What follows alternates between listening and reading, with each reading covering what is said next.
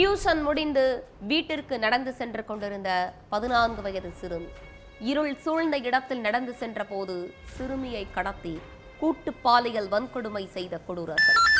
கத்தி கூச்சலிட்டவாறே அரக்கர்களிடம் இருந்து தப்பி ஓடிய சிறுமி. அரக்க கூட்டத்தை காட்டி கொடுத்த சிமெண்ட் படிந்திருந்த ஒற்றை செருப்பு.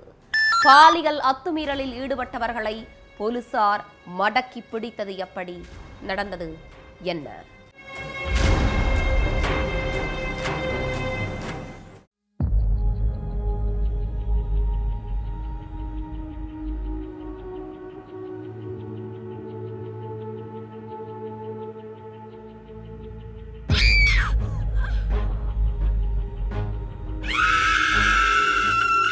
கொல்கத்தா போலீஸ் ஸ்டேஷனுக்கு கண்ணுல கண்ணீரோடையும் முகத்துல பதற்றத்தோடையும் தம்பதி ஒருத்தவங்க வந்திருக்காங்க. அவங்கள பார்த்த போலீஸ்காரங்க எதுக்கு இவ்வளவு பதட்டமா இருக்கீங்க, என்னாச்சுன்னு கேட்டிருக்காங்க. அப்ப தங்களோட பொண்ணுக்கு நடந்த கொடூரத்தை பத்தி வாய் விட்டு சொல்ல முடியாம வீட்ல இருந்தே கைப்பட எழுதி புகார் கடிதத்தை கொண்டு வந்திருக்காங்க. அதை படிச்சதும் தான் அந்த பெற்றோர் கண்ணுல இருக்கிற வலிக்கும் வேதனைக்கும் பின்னாடி இருக்கிற காரணம் தெரிய வந்திருக்கு.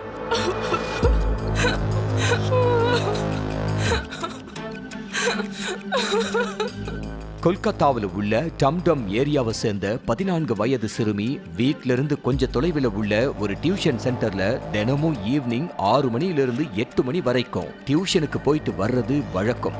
அப்படித்தான் சனிக்கிழமையும் வழக்கம் போல டியூஷனுக்கு போயிருக்காங்க. கிளாஸ் முடிஞ்சதுக்கு அப்புறம் பஸ் ஏறி வீட்டுக்கு பக்கத்துல உள்ள ஸ்டாப்ல இறங்கி அங்கிருந்து வீட்டுக்கு நடந்து போயிட்டு இருந்திருக்காங்க.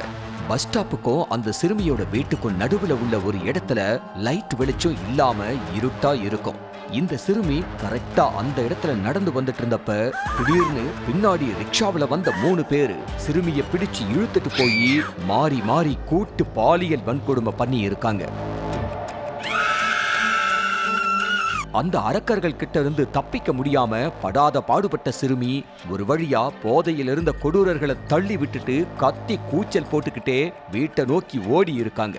கொஞ்ச தூரத்துல வெளிச்சமான இடம் இருந்ததாலையும் அங்க சில ஆட்கள் நடமாட்டம் இருந்ததாலையும் அந்த பொண்ணை ஃபாலோ பண்ணாம அந்த 3 பேரும் இன்னொரு பக்கமா தப்பிச்சு ஓடி இருக்காங்க. எப்படியோ தப்பிச்சு வீட்டுக்கு போன சிறுமி தன்னோட பெற்றோர்கிட்ட நடந்ததை சொல்லி இருக்காங்க. அதுக்கப்புறம் இதை இப்படியே விடக்கூடாது, போலீஸ்ல கம்ப்ளைண்ட் பண்ணாதான் நாளைக்கு இதே மாதிரி வேற எந்த பொண்ணுக்கும் நடக்காம இருக்கும்னு நினைச்சு சிறுமியோட பெற்றோர் போலீஸ்ல கம்ப்ளைண்ட் பண்ணி இருக்காங்க. புகார் கடிதத்தை வாங்கின போலீஸ் நேரா சம்பவம் நடந்த இடத்துக்கு போய் அங்க உள்ள சிசிடிவி காட்சிகளை ஆய்வு பண்ணி இருக்காங்க. அதுல இருள் சூழ்ந்த இடத்துல சிறுமி நடந்து வந்ததும் அங்க 3 பேரு சிறுமி கிட்ட அத்துமீறின காட்சிகளும் அவங்க கிட்ட சிறுமி கத்தி கூச்சல் போட்டுக்கிட்டே தப்பிச்சு ஓடி வந்த காட்சிகளும் இடம்பெற்று இருந்துச்சு.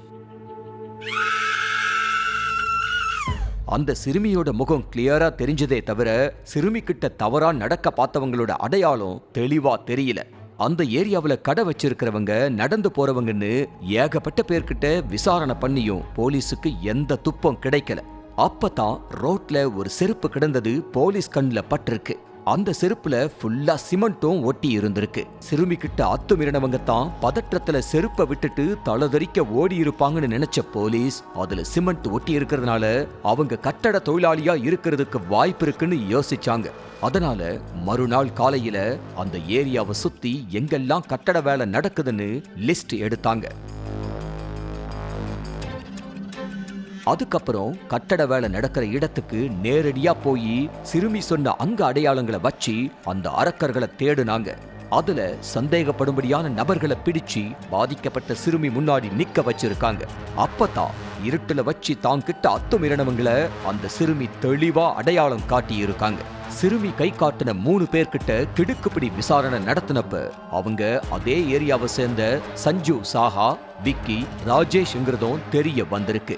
3 பேரும் கட்டட தொழிலாளியா வேலை பார்த்துட்டு இருந்ததும் ஆள் நடமாட்டம் இல்லாத இடத்துல சிறுமி தனியா நடந்து போனதை பார்த்ததும் பாலியல் அத்துமீறல்ல ஈடுபட்டதும் விசாரணையில உறுதியாகி இருக்கு. அதுக்கப்புறம் 3 பேர் மேலையும் போக்சோ வழக்கு பதிவு பண்ண போலீஸ் நீதிமன்றத்துல ஆஜர்படுத்தி சிறையில தள்ளிட்டாங்க.